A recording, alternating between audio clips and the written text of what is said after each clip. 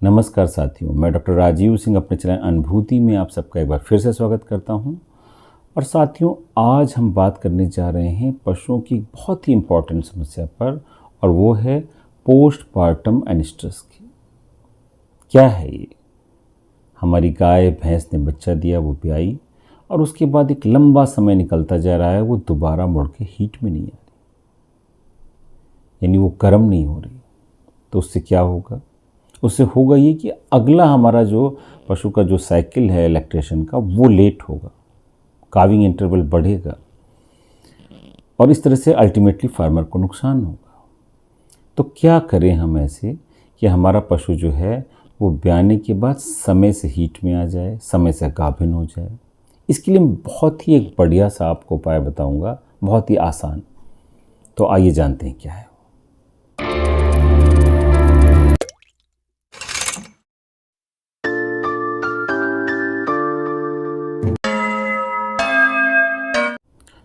आज हम बात कर रहे हैं पोस्टपार्टम एनिस्ट्रम की। ये क्या है?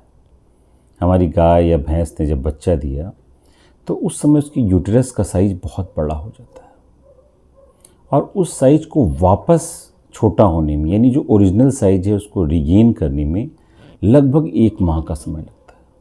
अगर कोई दिक्कत नहीं है, आपके पशु को कोई इन्फेक्शन वगैरह नहीं हुआ, तो लगभग 1 माह में वो अपना साइज जो है वापस रिगेन कर लेता है।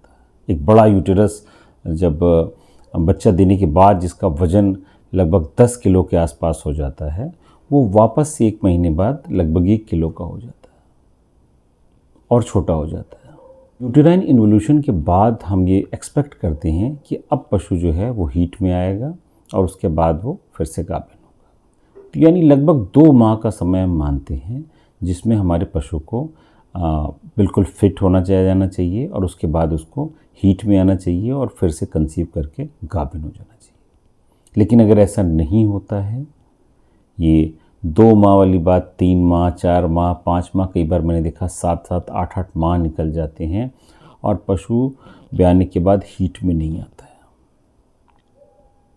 तो इस समस्या को कहते हैं पोस्टपार्टम एनिस्ट्रम। जब वो पशुपालक अपने पशु को चेक कराता है किसी वेट के द्वारा, तो वो कहता है कि अरे ये तो बच्चेदानी तो आपके पशु की फिट है। अगर बच्चेदानी भी फिट है, उसमें कोई दिक्कत नहीं है, तो पशु फिर क्यों हीट में नहीं आ रहा? तो इसके क्या कारण हो सकते हैं? सबसे पहला और सबसे महत्वपूर्ण कारण है वो है निगेटिव एनर्जी बैलेंस। अगर आपका पशु कमज़ोर है, वो निगेटिव एनर्जी बैलेंस में है, तो उसमें क्या होगा? आपका पशु के पास जो एनर्जी है, जो आप उसको खिला पिला रहे हैं, उससे जो भी न्यूट्रिएंट उसके पास आ रहे हैं, वो उसको सबको मूव करता रहेगा बॉडी की तरफ। क्योंकि शरीर के लिए इम्पॉर्टेंट क्या है कि उसकी जो इम्पॉर्टेंट एक्टिविटीज़ हैं, जो महत्वपूर्ण अंग जो उसके काम कर रहे हैं, वो अच्छे से कार्य करते रहें। और रिप्रोडक्शन को वो किनारे कर देगा कि रिप्रोडक्शन तो तब होगा जब बॉडी में ये चीज़ें एक्सेस में होंगी। तो निगेटिव एनर्जी बैलेंस वाले जानवर जो कमज़ोर हैं, जिनका न्यूट्रिशन अप टू मार्क नहीं है, वो हीट में नहीं आएंगे। यानी वो जब हीट में नहीं आएंगे तो हम कहेंगे वो पोस्टपार्टम एनिस्ट्रम चल रहा है।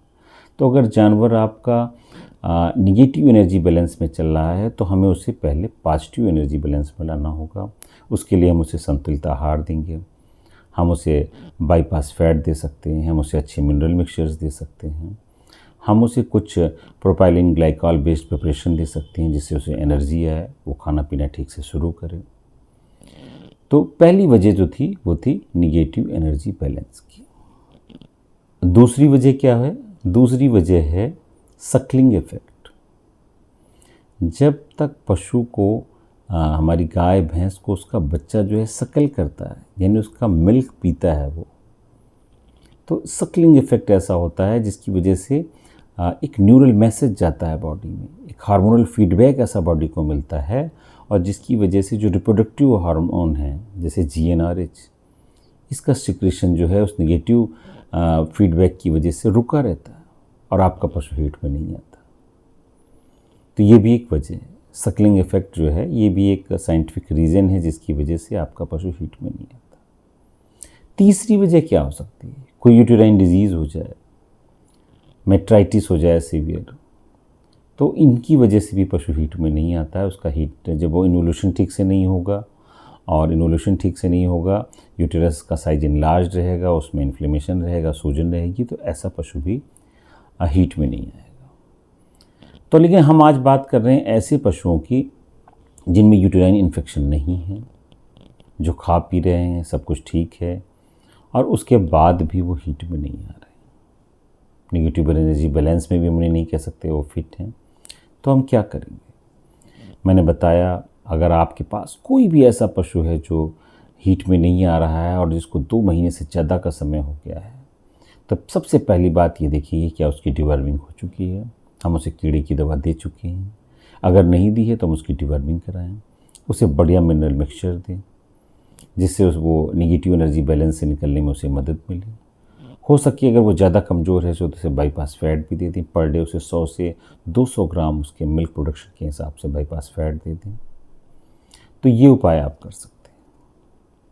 लेकिन मैंने वीडियो की शुरुआत में कहा था कि अगर इस तरह का केस है तो बड़ा सिंपल सा उपाय है जिसको करके आप अपने पशुओं को पोस्टमार्टम एनेस्थीसिया से दूर कर सकते हैं, उनको हीट में ला सकते हैं। तो वो क्या है? वो उपाय है अपने पशुओं को प्रोजेस्टेरॉन देना। मैं बात कर रहा हूँ सिंपली प्रोजेस्टेरॉन के लिए। तो सिंपली प्रोजेस्टेरॉन कैसे देंगे? अगर आप देखते हैं कि हमारा पशु जो है वो ब्याने के बाद उसकी हीट डिले हो रही है, तो आप प्रोजेस्टेरॉन, हाइड्रोक्सी प्रोजेस्टेरॉन के इंजेक्शन मार्केट में ड्यूराप्रोजेन, हाइजेन, फिक्स, वो तमाम नाम से अवेलेबल हैं। आप उनमें से कोई भी इंजेक्शन लें 500 mg का। ये ज़्यादातर ये इंजेक्शन 250 mg, 250 mg पर ml के हिसाब से मार्केट में अवेलेबल हैं। 2 ml या 3 ml के एम्प्यूल हैं इनके। तो आपको 2 ml का एम्प्यूल लेना है और उसे अपने पशु को दे देना है, और तीसरे दिन यानी 72 घंटे के बाद उसको आप एक इंजेक्शन रिपीट कर सकते हैं। वैसे तो आप 72 घंटे 3 के बाद 3 इंजेक्शन भी दे सकते हैं अपने पशुओं को, लेकिन जनरली अगर आप अपने पशुओं को 1 या 2 इंजेक्शन दे देते हैं तो उसके बाद आपका पशु बहुत जल्दी हीट में आ जाता है। ये बिल्कुल टेस्टेड और साइंटिफिक बात कह रहा हूँ मैं, ये ना सोचिए कि ये कोई नई चीज़ मैं बता रहा हूँ आपको। तो अगर आपके पास एक ऐसा पशु है जो बिल्कुल ठीक ठाक चल रहा है, खा पी रहा है, दूध दे रहा है, लेकिन आप ये सोच रहे हैं कि उसको ब्याए हुए काफ़ी समय हो गया है और वो हीट में नहीं आ रहा है, तो उसे कुछ नहीं करना है। आपको प्रोजेस्टेरॉन 500 mg का एक शॉट देना है और 3 दिन बाद उसे रिपीट कर देना है, बस। और इससे आपका पशु हीट में आ जाएगा, बिना किसी शक के हीट में आ जाएगा, और उसको आप समय से इंसेमिनेट कराकर फिर से प्रेग्नेंट बना सकते हैं। तो साथियों, आज के लिए मेरी जानकारी इतनी थी। अपने अगले वीडियो में फिर किसी नई चर्चा के साथ मैं आपके सामने होऊंगा। तब तक के लिए मुझे इजाज़त दीजिए। धन्यवाद।